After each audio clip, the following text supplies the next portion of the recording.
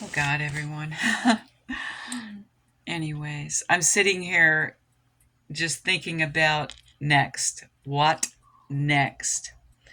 We're all trying to make the best decision in the United States, and those of us that are anti genocide, unequivocally, with no excuses, will most likely be voting third party and realize that if it doesn't make an impact with this election, we will continue to build up the momentum, and we will continue to vote third party candidates that are not APAC bought and that have a moral compass and who are devastated like us by these images and these realities that are occurring in Gaza, Congo, Sudan, Syria, Yemen. I'm sure I'm missing all the places we've been bombing and devastating these countries. And of course, now we warned from October that we are going to be drawn into World War III. And that's what's happening. And of course, we're going to blame Iran. And again, I reiterate, I don't want to be redundant. You do not have to agree with the society's culture, norms, and values to be against innocent civilians being blown to smithereens, frozen, starved, tortured, imprisoned. I think the thing that broke me more than anything yesterday was seeing the young husband losing his wife and newborn baby twins when he went to obtain the birth certificates. Now he needs death certificates. There's no excuse. There is absolutely no excuse that you do not know what's going on.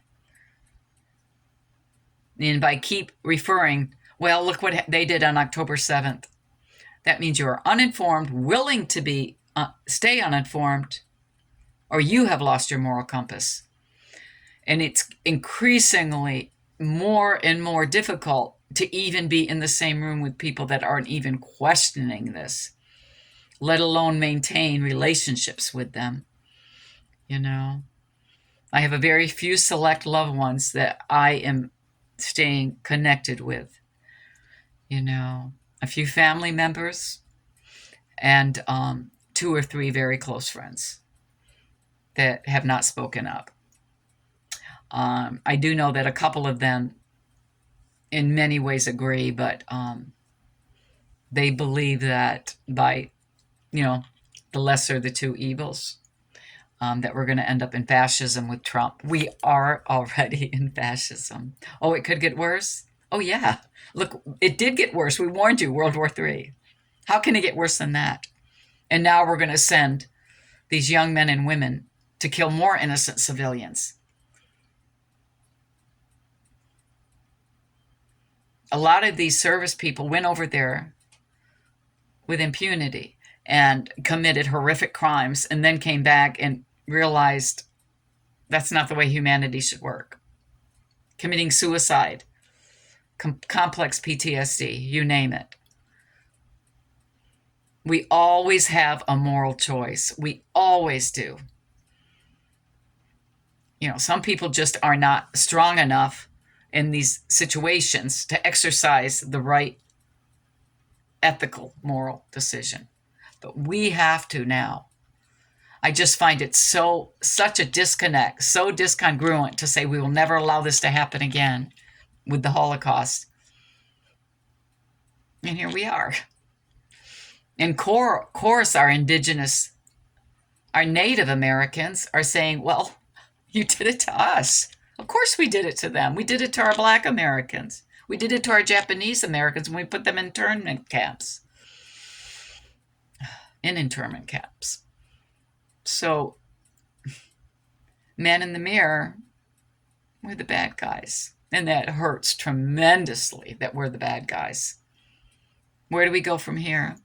Well, first of all, they're drowning us in capitalism, consumerism, distraction, division, I was sharing with my daughter how I received an email today. My credit card that's had a 14.9% interest rate, never been late, held this card for 20 years. Now it's going to be 34.9%. Oh, yeah, they'd say, well, why do you even have a credit card? There's always that kind of response, to people when they point out the obvious that's so corrupt and, rampant with greed, that it's got to be, the consumer's fault. It's got to be the civilian's fault, the average American's fault. It can never be the corporation, can it?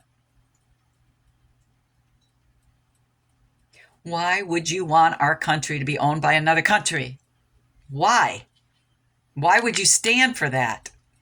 As soon as I realized this, boing, that was it. That's all it took for me to go off and do the work, cross-reference.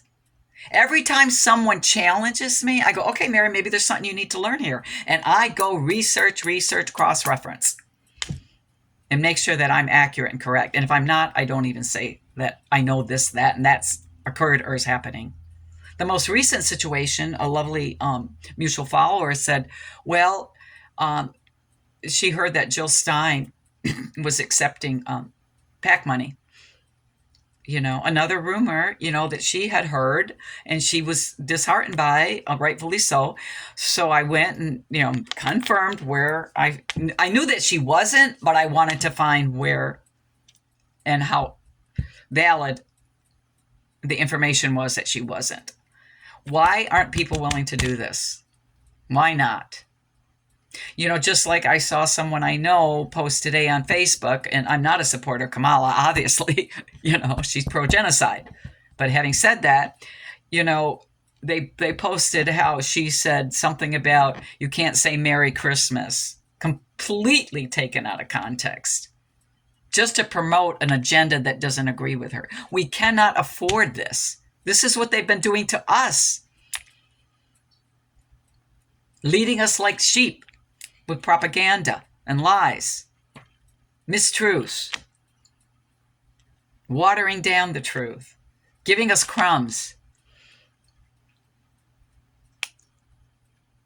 Anyways, I love you all. I'm in passion. Yes, I'm enraged. How many torn up little infants and children and mothers and fathers grieving, and they're trying, hold each other up. They're starving. Now they're in the sweltering heat. They keep being told to go one place and they're bombed there. It's just all so inhumane and cruel and just despicable, deplorable. Please garner up your courage. Speak out. Be part of humanity. Be part of humanity. I told my husband alone, I am unbelievably isolated. Unbelievably isolated. I'm isolated because I have injuries and illnesses that I have to contend with and surgeries to prepare for, but I'm also isolated because I have no one in my corner, in my peer or family group, that has even said, hey, Mary, what's going on with this? I want to really know what's going on. You usually know what's going on. I want to know the truth. Everyone that knows me, I have a really strong moral compass. I believe in complete moral integrity. So my heart is huge. That's why I went in the mental health counseling field. But this is probably the most difficult thing I've ever been through. The most difficult. I lost 2 babies to ectopic pregnancies. I lost another baby 2 hours and 40 minutes after birth. My oldest daughter hasn't spoken to me for years because of her mental dual disorder. It's been rough.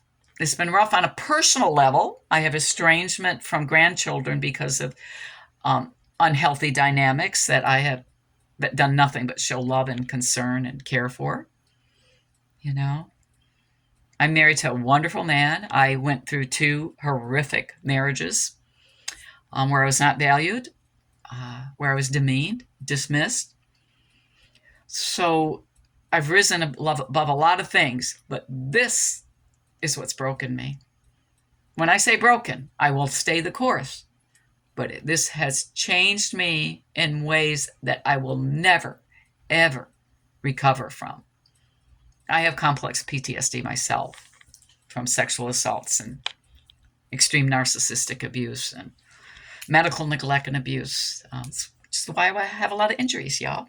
But having said that, we all have our burden and our cross to carry. But this is a cross we must carry together. All of us. We cannot afford not to. Go out, vote Green Party, go out, protest, boycott, band together, be a support to each other. I need you. I need all of you. Love you all. Good night, TikTok family.